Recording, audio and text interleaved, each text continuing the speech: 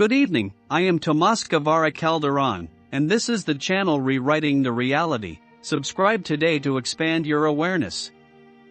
In today's episode 148, I am going to share with you the information I got watching a video in which Steven Pinker and Sadhguru exchange views of what consciousness is. It was 110 minutes, and at the end both recognized that they don't know for sure what consciousness is.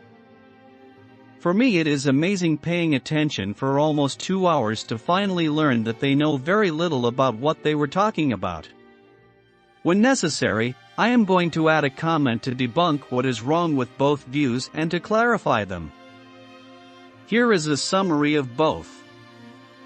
Steven Pinker, a prominent cognitive psychologist and linguist, has contributed to the field of consciousness studies. His work doesn't propose a single comprehensive theory, but I can highlight some key points from his perspective. Illusion of an executive eye. Pinker challenges the intuitive feeling that there's an executive eye sitting in a control room of our brain, overseeing everything. He argues that this sense of a central decision maker is an illusion. Comment: he is wrong, the executive eye is the self. Language independence. Consciousness doesn't solely depend on language. Babies, animals, and patients with speech impairments still exhibit reactions and experiences that indicate consciousness, even without verbal communication. Comment: consciousness doesn't depend on language, but our awareness does. Scientific exploration. Pinker acknowledges that consciousness is a complex topic, and scientific progress in understanding it is both exhilarating and disturbing. Researchers are now exploring questions that were once confined to theological speculations and late-night dorm room discussions. Comment: he is right because they don't know what consciousness is. In summary, Pinker's work challenges traditional notions of consciousness and emphasizes that it's not solely tied to language or an executive self. Instead, it's a multifaceted phenomenon that continues to intrigue scientists and philosophers alike. Steven Pinker's concept of the executive eye challenges our intuitive sense of a central decision maker in our minds. Here's what it entails. Illusion of control. Pinker suggests that the feeling of an executive eye overseeing our thoughts and actions is an illusion. We often believe there's a conscious self-making decision, but this may not be accurate. Instead, our brain processes information and generates actions without a single, unified decision maker. Comment: this executive is the self, in other words, is you and me, directing all brain processes and the functioning of our body and its consciousness, because everybody's body has its own consciousness. Distributed processing. According to Pinker, our cognitive processes involve distributed networks across the brain. Different regions handle various tasks like perception, memory, emotion, and there's no singular eye controlling everything. It's more like a collaborative effort among neural circuits. Comment: like I said, we control and direct our body and brain. No homunculus. Pinker rejects the idea of a little homunculus inside our heads making choices. This notion, common in older philosophical discussions, assumes a tiny person pulling levers to control our actions. Pinker argues that such a homunculus doesn't exist. He is wrong. That supposed tiny person is you. In summary, the executive eye illusion arises from our brain's complex processes, not from a central decision maker. Pinker's perspective encourages us to explore consciousness beyond traditional notions of self-control. While Pinker doesn't outright claim that the brain is the entire mind, his work supports the idea that consciousness and mental experiences are intricately tied to neural activity. The mind, according to his view, emerges from the physical substrate of the brain. While he doesn't provide a singular definition of the mind, his perspective aligns with the idea that mental experiences, thoughts, and consciousness arise from the complex interactions of neurons and brain circuits. In essence, the mind is the product of the brain's intricate processes, rather than a separate, immaterial entity. He implies that consciousness arises from the brain, but he is wrong. Consciousness permeates everything, because everything is made of links of consciousness, even our thoughts. Let's see another theory or view about consciousness. Sadhguru, the spiritual teacher and founder of the Isha Foundation, shares insights on consciousness. While he doesn't present a formal theory, here are some key points from his teachings. Sadhguru describes consciousness as a boundless dimension beyond mere thoughts or understanding.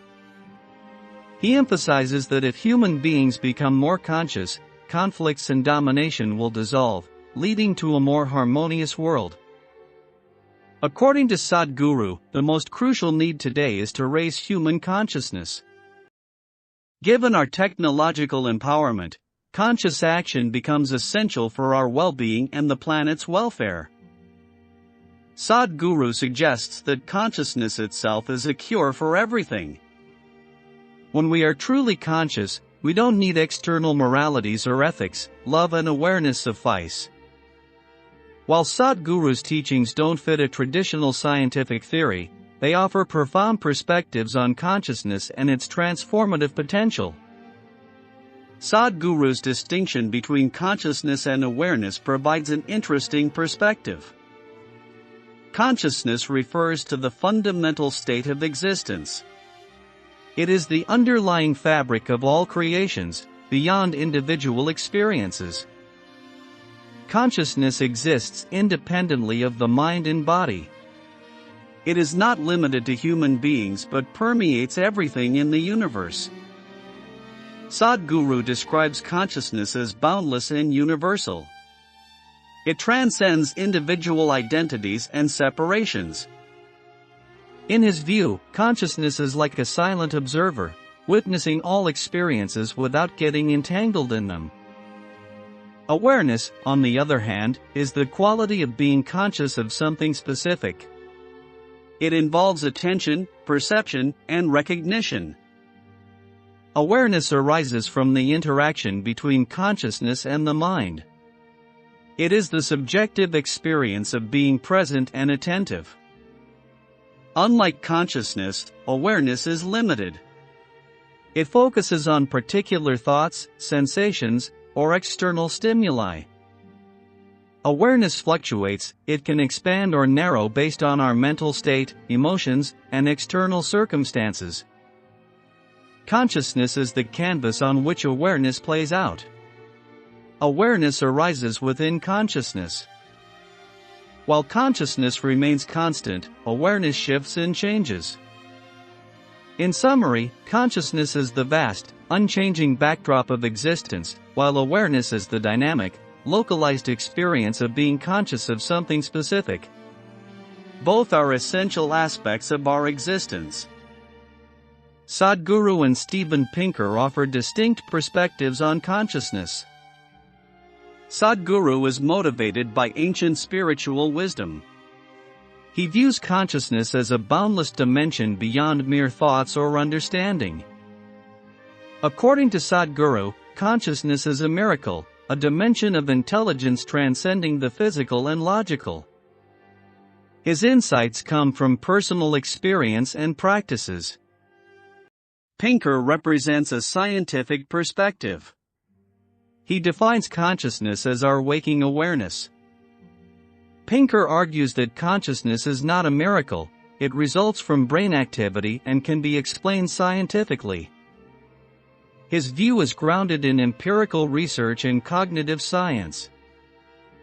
In summary, Sadhguru emphasizes the mystical and transformative aspects of consciousness, while Pinker focuses on its neural correlates and empirical explanations.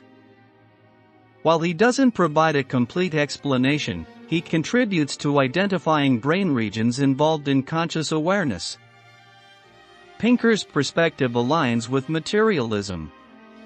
Consciousness emerges from neural activity, rather than being a separate immaterial entity.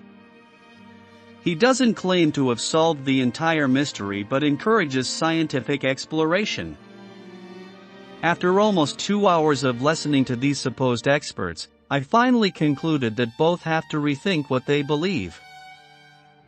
If you want more information, please ask me or buy my books at Amazon.com under my name Tomas Guevara Calderon, and don't forget to subscribe to this channel, which free, you don't have to make donations.